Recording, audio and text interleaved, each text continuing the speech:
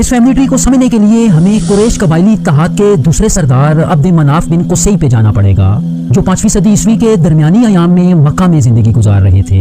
آپ کا تعلق اسماعیلی عربوں کی نسل سے تھا، مطلب ان کا شجرہ چند نسلیں پیچھے حضرت اسماعیل سے ہوتے ہوئے حضرت ابراہیم علیہ السلام سے جا ملتا ہے۔ عبد مناف کے کئی بچوں میں سب سے اہم 2 جڑواں بیٹے تھے، جن کے نام عبد شمس اور ہاشم تھا۔ لیجنڈز کے مطابق یہ دونوں بھائی کنجوائنٹ ٹوئنس تھے، یعنی پیدائش کے وقت آپس میں چپکے ہوئے تھے اور انہیں ان کے والد نے تلوار سے کاٹ کے الگ کیا تھا۔ اس وقت کے عرب کے نجومیوں نے یہ پیشن گوئی کی تھی کہ عبد مناف نے انہیں تلوار سے الگ کر کے بہت بڑی غلطی کر دی۔ ان کا یہ ماننا تھا کہ اس عمل سے ان دونوں بھائیوں اور ان کی اولاد میں صدیوں تک دشمنی رہے گی۔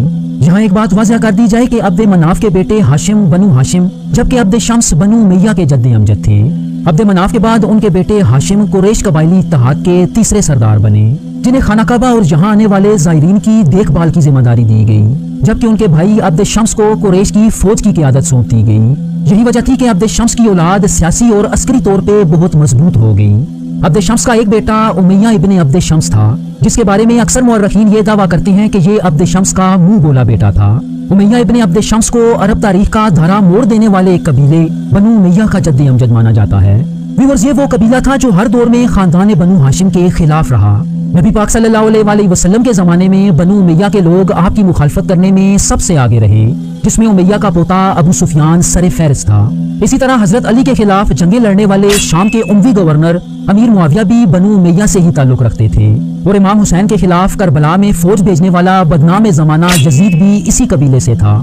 دوسری طرف بنو ہاشم کی بات کی جائے تو ہاشم کی وفات کے بعد ان کے بیٹے عبد المطلب قریش قبائلی اتحاد کے چوتھے سردار بنے، جو نبی پاک صلی اللہ علیہ وآلہ وسلم اور حضرت علی بن ابو طالب کے دادا تھے۔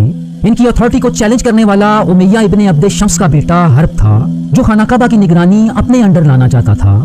یہ دونوں حضرت عمر فاروق رضی اللہ تعالیٰ عنہ کے دادا نوفل کے پاس گئے، جنہوں نے حضرت عبد المطلب کے حق میں فیصلہ سنا دیا۔ اگر آپ کی اولاد کی بات کی جائے تو آپ کے بچوں میں سب سے اہم عبداللہ اور ابو طالب تھے۔